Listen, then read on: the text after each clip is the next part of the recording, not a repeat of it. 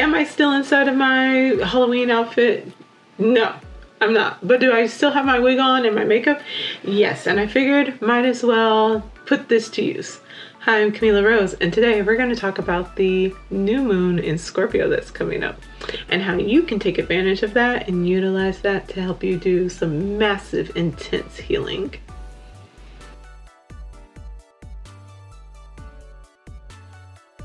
Hi, it's me, Camila Rose. Welcome back to my channel. And today we're going to talk about that new moon in Scorpio. So I'm so excited about this new moon. I think it's going to be the most amazing healing experience. It's going to be one of the most transformational healing opportunities that we're going to have, especially since it's going to be one of our last full moons, or perhaps the last full moon. No, we have one more. We have the Sagittarius new moon that's going to happen on December 1st. But this is the one that's going to be really important, really special for us to make some really tremendous moves before we hit that Mars retrograde. Now, I talk about the Mars retrograde all the time, and there's a reason. It's going to be impacting and underlying pretty much everything that happens through 2025 and 2026. It's going to be really, really momentous. And combining that with that Venus retrograde that's going to be coming up, it is going to be super important for you to be mindful of the things that are going to be coming up for you in relationship to Mars and Cancer. If you have anything in Cancer, anything in the cardinal signs, anything in the fixed signs, and wherever your Mars is in your natal chart. So if you'd like to take a look at how that's going to be impacting you personally, and to actually bring your natal chart, sit down with me and go through those different elements with a group of amazing people, come and join my Mars intensive workshop. It's going to be the perfect opportunity to see exactly how this Mars retrograde is going to impact you. Now, continuing forward, let's get back into it. So I'm going to be looking at the chart. So if you see me looking off to the side, that's why. So we have a lot of energy going on in the water signs. And the water signs are our healer signs. They are the ones that are going to be doing that really intense emotional work and psychological work, as well as collective energetic work. Now, all of the signs and all the planets do those in different ways, but in those water signs is really where you're going to see a lot of that healing, rebirth energy. So we have Mars in Cancer, as we know. I've talked about this quite a bit. We have, for this new moon, the sun, and Mercury in the sign of Scorpio. And then we have still, it's been there for a while, Saturn and Neptune in Pisces. Now, because of that, this is a very active, the majority of our planets are going to be in water signs. And that's why I'm saying we have this really great opportunity for healing. And so starting off with just that Mars and Cancer energy, which I've talked quite a bit about, but that's going to be looking at that. Where have you been feeling defensive? Where have your emotions been feeling like they haven't been met? Where are you maybe pushing some things down, repressing them, suppressing them in order to not have to deal with the feeling, the anger, the frustration, the annoyance at the way that you're being treated, and also that bit of space where it's like, I don't understand why no one else is seeing this as an issue. How do I allow myself to feel cared for and nurtured and worthy of those things when my feelings are not being acknowledged and when I don't feel safe to express those feelings? And what is it that you're willing to do? That's that Mars energy, to go out and get that energy out, to move that energy around, to release that kind of kettle that's been boiling within you. Then we have the Scorpio energy, and that's where we're really going to be getting into it, because this is the Scorpio new moon. Happy birthday to all my Scorpios as well. So I've been thinking about it, and I was really feeling like one of the ways to explain this really succinctly would be to look at the tarot cards that are associated with the sign of Scorpio. So number one, we're starting with the Death card. So I've talked about the Death card, I believe, a bit, but we have this individual here that's death, a skeleton riding upon a horse. We have a rosette over here on the side. We have people that are down there in the bottom. And the Death card is all going to be about transformation, release, endings, things coming to a close, the end of a cycle. One of the things that's going on with the Death card is that when you look at kind of the more traditional or older versions of the card, it was just the unnamed card. It didn't have a title of death. It was just card number 13. Part of that was because there was the superstitions around the number 13 and not really wanting to give that any more power. But then it's also about the space of really being a room for opportunity, for anything to be created. Anything can exist there. We can all see ourselves there because it doesn't have a title. It doesn't have a name. And when we're looking at death, particularly in this transformational, transmutational state, what we're seeing here is this space where something was. We had a project, we had a relationship, we had a home, we had a sense of self, and that thing has started to transform. The energy isn't necessarily ending because, as we know, energy doesn't end. We neither create nor destroy energy. We just transform it into different ways of being, different expressions, different realities. And what we find is that when we go through that death process, what we're doing is we're transmuting something that was happening into something different. And it's a space where I always like to call these opportunities, a space of opportunity, to say that the way that you used to be, the way you used to see yourself, the way you used to operate has space to change. Then we have, so that's Scorpio, just as a card. Then we have the traditional ruler of Scorpio, Mars. And the card associated with Mars is the Tower card. So as you see here, we have some bolts of lightning, we have a tower, we have clouds in the sky, we have yachts falling down from the clouds. We have two individuals that are falling down head first. We have crowns falling off of them, a crown that's on the tower being knocked off. And so this is a space of sudden, unexpected changes, sudden, unexpected endings, sudden, unexpected transformation. This is one of those where we have to get struck by lightning. We have to awaken to a new way of viewing things. When they're falling down and cracking their heads open, that is because it is time for them to change their viewpoint. It's time for them to change the way they're thinking about things, they're understanding things. It's time for them to take a new route. And the tower can be associated, yes, with the body. It can be associated with the health. It can be associated with all physical manifestations. So there might be something in your life that's falling apart, that is just crumbling around you, that you thought would be stable and secure, that you would have access to forever.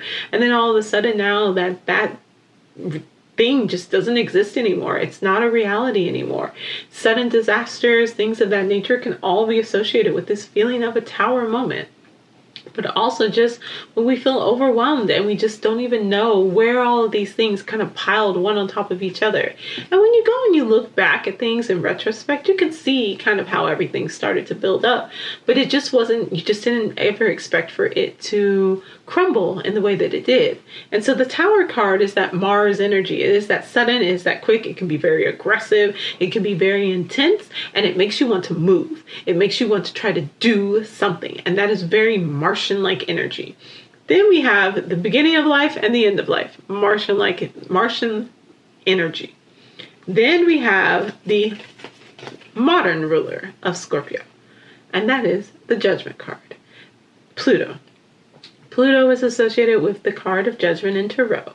And the card of Judgment in Tarot, we have the angel, we have the individuals that are rising up out of the grave. So that's Gabriel playing the horn.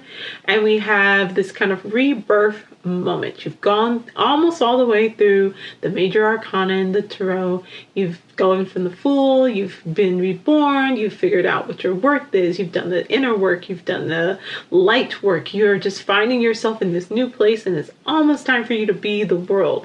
But you're not quite there yet because you're being reborn in this space. And so perhaps you've gone through the endings. Maybe you've already been in the death stage. Maybe you've already been at the Tower stage. Maybe you're doing a combination of all of them. And maybe it's time for you to enter into that space of the Judgment, to be reborn. Now, one of the interesting things about the Judgment card is that we've talked a lot about that Mars in Cancer. And the Judgment card has a tie to Cancerian mother energy. one of the things that can be happening that's underlying with the Judgment card can be this sense of lack of self-worth related to feeling like you were not wanted as a child, and feeling like perhaps your mother would have preferred to maybe not be a mother, maybe didn't have the resources or the support to be able to raise a child in the way that she desired. There are a lot of different factors that can happen there, but that feeling of not being wanted or not being worthy can also be associated with the Judgment card. And that goes into that space of like entering the womb, of being reborn in order to get those feelings back, to be able to process them and to be able to heal that energy that's within us.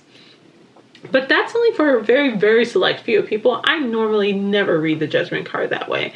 But depending on what the cards are around it and with the energy that's showing up with us now, I think it's pertinent to bring that up in this conversation. So one of the last things I want to talk about when we're looking at these different tarot cards is I want to talk about the Emperor card, because an underlying energy that's going to be associated with this is going to be the Emperor, because the Emperor is associated with the planet Mars in Tarot. And what we're finding here is that while we have all these discussions around the root and our ancestors and the mother, there's got to be a space there that, although we may not be talking about it directly, even if you're looking at Mars and Cancer, that means you're activating Capricorn energy. And that is the father, that is the grandfather, that is the society, that is things like our systems associated with topics like the patriarchy. So you're seeing that and its impact, even if you're not directly addressing it. It's going to be showing up in underlying ways as we go through all these other topics. So let's get into what are you supposed to do with this energy? Now, like I mentioned, I think this is an excellent time for healing. I think this is the perfect time for you to go and work in a body of water. If you have a natural resource around you, to go swimming, to go wading, to make offerings that are biodegradable, natural, that will naturally decompose. Please don't put a lot of junk or trash out into the rivers, into the oceans, or anything like that. Be very respectful of the earth and of the element of water. If you don't have any of those resources available to you, then you can just go take a bath. You can go take a nice shower. You can go play in the water sprinklers, because global warming and it's still warm outside, even though it's late October. Go and find some way to engage with the element of water. Even just bless some water and drink the water and consume it, or water your plants with that blessed water. Find a way to interact with that. And while you're doing that, ask for some cleansing. Do some cleansing of the self. Cleanse, clear. If you're in a bath, scrub up with some good salt scrubs. Cleanse with your Florida water soap. Utilize all of your different tools that you have for cleansing and clearing. And then rinse those things off. And then if you have the time or the energy, put in what it is that you're desiring to come forth. So if you're making a bath, take a shower beforehand. Use your salt scrub, cleanse, and clear. And then when you get in later, take a bath and fill that up with all the things that you're wanting to really reinforce, what you're really transmuting that cleansed energy into. Perhaps you're looking for love or abundance, or you're looking for just peace and just some sense of just groundedness. Whatever that is, find the different herbs, the different oils that are associated with that, and utilize that in that space. I will be having some products that'll be coming up to help with this. And when will it be? Before winter solstice. But you can make your own or utilize your own blends that work best for you. If you're not taking a bath, or you're just going to be in a space where that doesn't work for you, you can use any of your special oils. You can light a candle. You can make a tea or make a special drink for yourself. Just find some way to fill that space, fill your energy, and engage with it in a physical, sensual way, as in engaging your senses. You want to take that energy that you're letting go of, and you want to transform it into something new, the thing that it is you're desiring. Now, if you have some healing that you have identified and you know needs to happen when it comes to your sense of self-worth, that's why we're doing the self-love, that's why we're doing the abundance, that's why we're doing the inviting in support, community, whatever it is that you're desiring or that you know you need in order to make that step towards healing. Or if you're taking a look at the other side, which is embracing your emotions and not comparing yourself. That's the major theme that's going on with this Scorpio new moon, is not comparing ourselves to other people.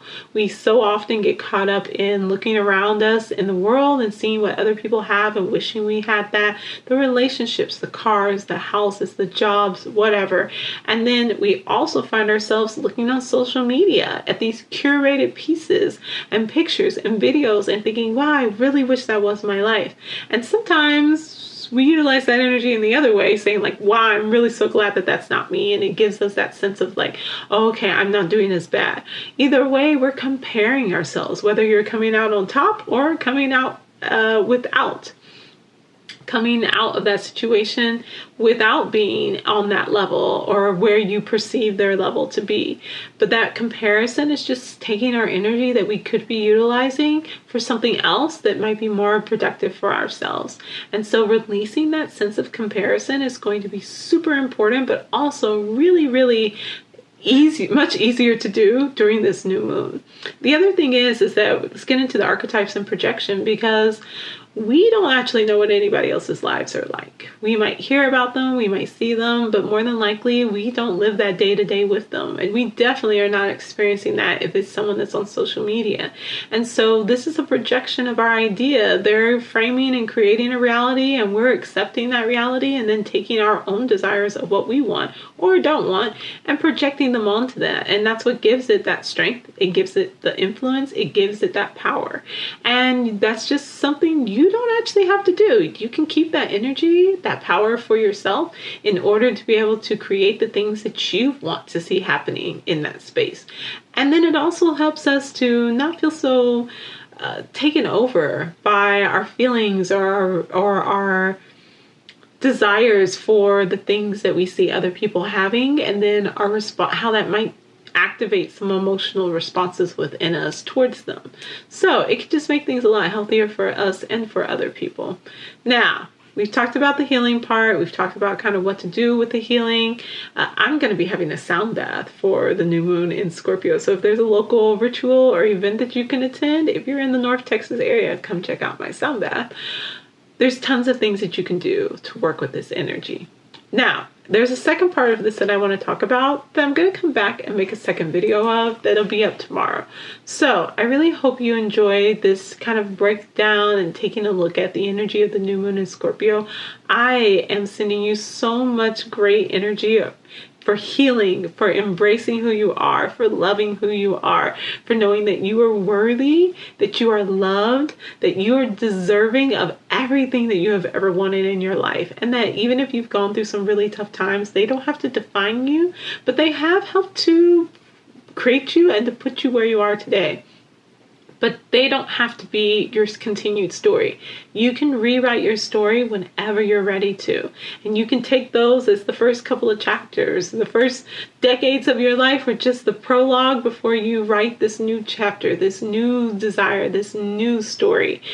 And if you don't want to change your story, if you're happy with your story where it is, if you appreciate the things that you've gone through because they made you who you are, then allow that to continue forth and just say, I want to be intentional, I want to be present, and I want to be here as the co-author of my life, working with the energy and the elements around me to support my next steps.